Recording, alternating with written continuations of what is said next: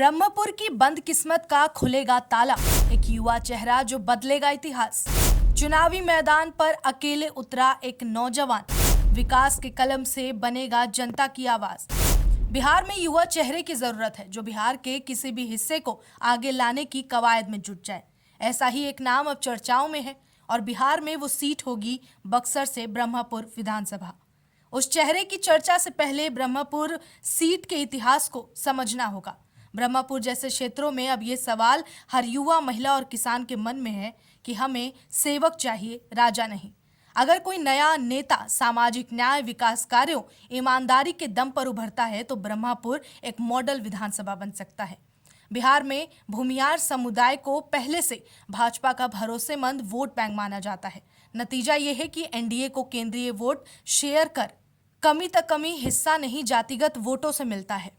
लेकिन राजद ने हाल ही में भूमियार समुदाय को जोड़ने की अपनी कोशिश तेज कर दी। एनडीए इन सीटों पर भूमियार जाति पर निर्भर है और राजद उनकी दरकार को समझ रहा है।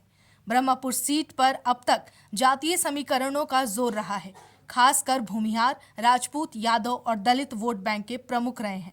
कई बार यहाँ नेताओं का चयन पार्टी की लहर या बाहुबल से होता है, लेकिन स्थानीय विकास एक उपेक्षित मुद्दा बन गया है।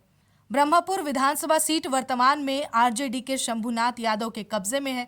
उन्होंने साल 2015 और 2020 दोनों विधानसभा चुनाव में जीत हासिल की। लोकसभा क्षेत्र स्तर पर भी ब्रह्मपुर आरजेडी को मजबूती से समर्थन करता है, लेकिन इस बार चुनावी मैदान में चुनौती देने उमेश राय उतरे हैं। समावेशी उमेश राय ने कहा कि हमारी प्राथमिकता ब्रह्मपुर और बक्सर का विकास है। राय ने कहा कि हम चाहते हैं कि प्रत्येक घर का नौजवान स्वावलंबी हो। राय ने आगे कहा कि भारत माता की समृद्धि हेतु हम सबको मिलकर काम करना है। साल 2047 के पहले भारत को सोने के शेर के रूप में प्रतिष्ठित करना ही हमारे जीवन का उद्देश्य है। बिहार के समग्र विकास हेतु हम सबको मिलकर काम करना होगा। परिवारवादी शक्तियों से हमें सतर्क रहना है। बिहार के हर गांव के नौजवानों को मां भारती की प्रतिष्ठा को आगे बढ़ाने के लिए श्रमदान करना होगा। हमारी प्राथमिकता गांव, गरीब, किसान, मजदूर और नौजवान होंगे।